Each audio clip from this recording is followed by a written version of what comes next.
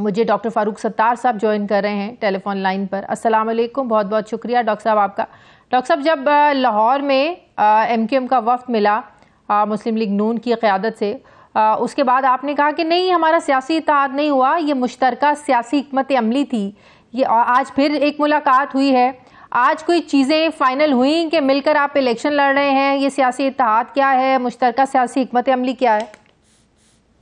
میرے خیال میں جو ابہام شاید ہماری لاہور کی ملاقات کے بعد ہماری جو پریس ٹاک تھی، میڈیا ٹاک، اس میں شاید رہ گیا تھا کہ یہ کوئی انتخابی اتحاد ہم قائم نہیں کر رہے نا، مشترکہ طور پر ہم ایک سیاسی حکمت عملی وضع کر رہے ہیں جو کہ چند اہم قومی امور پر ایک قومی اتفاق رائے قائم کرنا۔ اس کے لیے پہلے ہماری دو طرفہ کچھ اراکین کی کمیٹی کے 3 یا 4 اراکین ان کے ہوں گے، 3 ہمارے، اور وہ بیٹھ کر چند روز میں میثاق یا چارٹر تیار کریں گے۔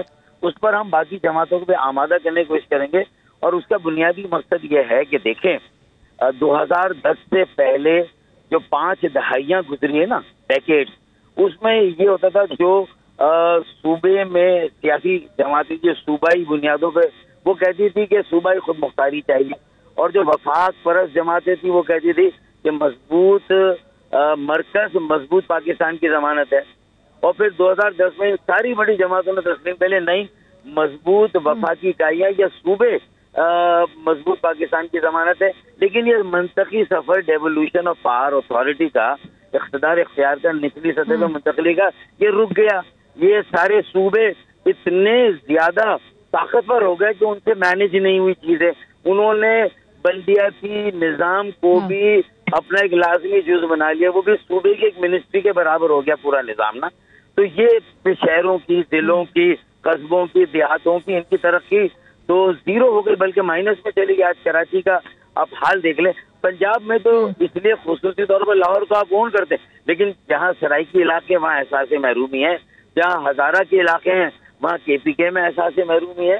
تو ایک تیسری سطح کی جمہوریت جو اصل میں شرکتی شمولیتی جمہوریت یا پارٹیسپیٹری جمہوریت کی ضمانت، وہ بات ٹھیک ہے۔ اب جو انڈرسٹینڈنگ جن معاملات پر آپ لوگوں نے نون لیگ کے ساتھ کیے، ظاہر ہے یہ سیاسی اتحاد ہوگا، مل کر الیکشن لڑیں گے تو ایک دوسرے کے ساتھ تعاون کریں گے نا آپ لوگ۔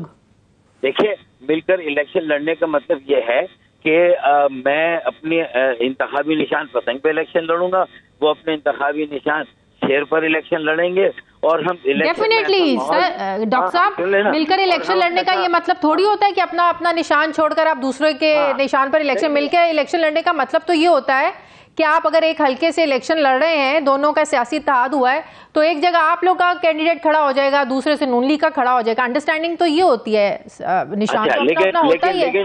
لیکن آپ لوگوں کا سارا زور اس سوال اور اس کا جواب تلاش کرنے میں نا، آج سعد رفیق نے سب جو پہلی گفتگو کی وہ یہ کی کہ بھائی یہ سیٹوں کے لین دین، بندر بانٹ، یہ کوئی سیٹ ایڈجسٹمنٹ کے لیے یہ ہم دو میٹنگوں میں کوئی ذکر ہی نہیں ہوا، کوئی بات ہی نہیں ہوئی، نہ انہوں نے ہم سے کسی سیٹ کے بارے میں مطالبہ کیا، نہ ہماری طرف سے کوئی۔ ہم نے جو فوکس کیا وہ ایک قومی اتفاق رائے، ایک نیشنل کنسنسس بلڈ کرنا ہے تاکہ آنے والی حکومت اور اپوزیشن انہیں بھی ایک دوسرے کے ساتھ مل کر کام کرنے کا موقع ملے، ورنہ 25 کروڑ عوام یرغمال بن جاتے ہیں۔ کیا پاکستان پیپلز پارٹی کی طرح آپ لوگ بھی نون لیگ کو کنگز پارٹی سمجھ رہے ہیں، اور آپ سمجھ رہے ہیں کہ آنے والی حکومت نون لیگ کی حکومت ہے تو انہی کے ساتھ بات چیت کی جائے؟ ہوتا ایسے ہی ہے، جب الیکشنز ہو جاتے ہیں پھر دیکھتے ہیں کون حکومت بنا رہا ہے۔ ہمیشہ ایم کیو ایم نے بھی یہی کیا ہے کہ جس کی حکومت ہوتی ہے آپ لوگ اس کے ساتھ جا کے مل لیتے ہیں۔ تو اس بار ایسے ہو رہا ہے کہ آپ لوگ پہلے اتحاد کر رہے ہیں، جسے تاثر یہ مل رہا ہے کہ شاید ایم کیو ایم یہ سمجھ رہی ہے کہ نون لیگ کی حکومت بننے جا رہی ہے 2024 میں۔ دیکھیں شازیہ، معذرت کے ساتھ میرے اینکر پرسن میری بہنیں، ان کے سوالوں سے کنفیوژن آ رہا ہے ایکچولی نا۔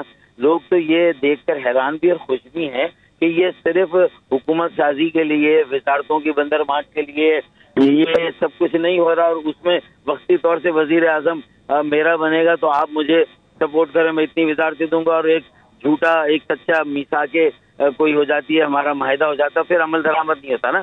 دیکھیں یہ پہلے سے قوم کے سامنے لوگ سیاسی جماعتوں سے اور ملک کی موجودہ سیاست سے بدظن ہیں، بیزار ہیں، تنگ ہیں، ان کا اعتماد ہم سب کو واپس لینا ہے۔ انہیں اس عمل میں شامل کیے بغیر میں سمجھتا ہوں کہ پاکستان میں سیاسی جمہوری نظام کا سروائیول بھی خطرے میں پڑے گا.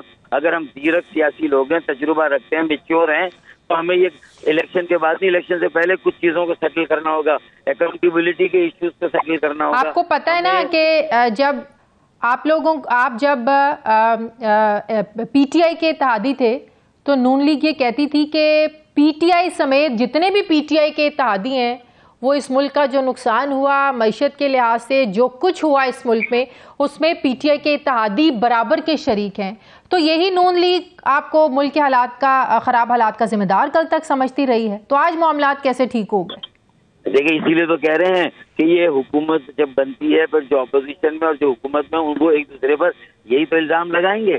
اسی لیے تو یہ پیش بندی کی جا رہی ہے نا، جو ڈیم بنا رہے ہیں کہ جو جماعتیں حکومت میں جائیں گی وہ پھر ذمہ داری اٹھائیں گی حکومت کے فیلئر کی، اور جو اپوزیشن میں جائیں گی اور وہ اگر بلا وجہ صرف وقت خراب کرنے کے لیے کرٹیسزم ہوگا پارلیمان کا اور قوم کا، عوام کا، تو ان کو بھی کٹہرے میں کھڑا ہونا ہوگا. اور اس کے لیے ایک کمیشن ہمارے سینئر صحافیوں کا بنے، سینئر ججوں کا بنے، کوئی سینئر ریٹائرڈ جو پارلیمنٹیرینز ہیں وہ کم از کم کوئی فیصلہ دیں کہ بھائی ہم کسی ایک چیز پر متفق ہو سکتے ہیں، نہیں ہو سکتے.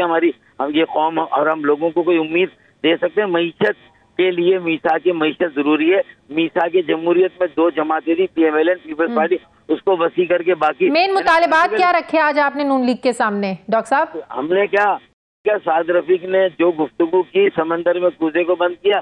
ہماری گویا کہ جو میرے دل میں جو میرے دل کی بات تھی وہ انہوں نے کہہ دی. تو ہمیں تو زیادہ کہنے، انہوں نے خود کہا کہ جمہوریت. سر کیا، یہی تو پوچھ رہی ہوں ڈاکٹر صاحب، کیا دل کی باتیں سنی، کیا دل کی باتیں سنائی؟ آپ نے تو ایاز صادق صاحب کی فرمائش پہ شعر بھی سنایا. میں نے سنایا.